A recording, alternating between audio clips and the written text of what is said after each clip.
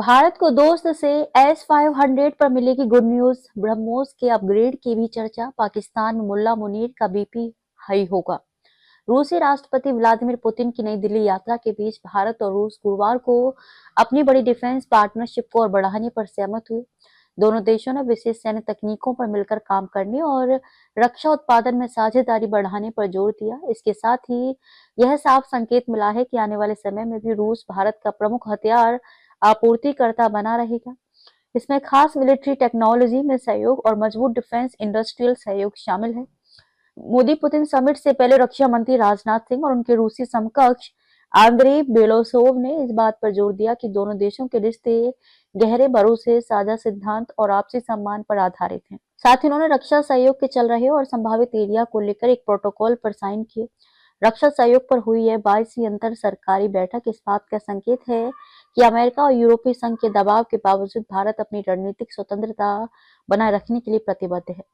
सूत्रों का कहना है कि बैठक में कई अहम मुद्दों पर चर्चा हुई, जिनमें भारत के लिए अतिरिक्त S-400 एयर डिफेंस सिस्टम, बड़ी संख्या में मिसाइलें, वायुसेना के सुखोई 30 MKI विमानों का अपग्रेड और उन्हें लंबी दूरी की R-37 और RBB-BD मिसाइलों से लैस करना शामिल है।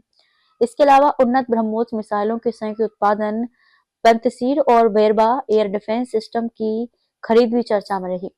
हालांकि रूस ने संकेत दिया है कि S-500 सिस्टम की सप्लाई अभी संभव नहीं है। रूस के 5वें जनरेशन फाइटर सुखोई 57 का प्रस्ताव भी है, लेकिन भारत ने अभी कोई फैसला नहीं लिया है। भारत को आत्मनिर्भर बनाने का भरोसा दिया। राजनाथ सिंह ने कहा कि भारत आत्मनिर्भर भारत के तहत अपने रक्षा उत्पादन को बढ़ाने और निर्यात को मजबूत करने के लिए काम कर रहा है। रूस के रक्षा मंत्री ने भरोसा दिलाया कि रूस भारत को रक्षा उत्पादन में आत्मनिर्भर बनाने में पूरा सहयोग देगा। हथियारों की सप्लाई में देरी पर भी बात हुई। यूक्रेन युद्ध की वजह से भारत को कई अहम हथियारों की डिलीवरी में देरी हो रही है, जैसे S-400 की 2 स्क्वाड्रन और उन्नत अकुला श्रेणी की परमाणु पनडुब्बी। रूस ने बताया कि S-400 स्क्वाड्रन की डिलीवरी अगले साल और पनडुब्बी की सप्लाई 2028 में होगी। भारत भविष्य में 5 और S-400 स्क्वाड्रन खरीदने की योजना बना रहा है।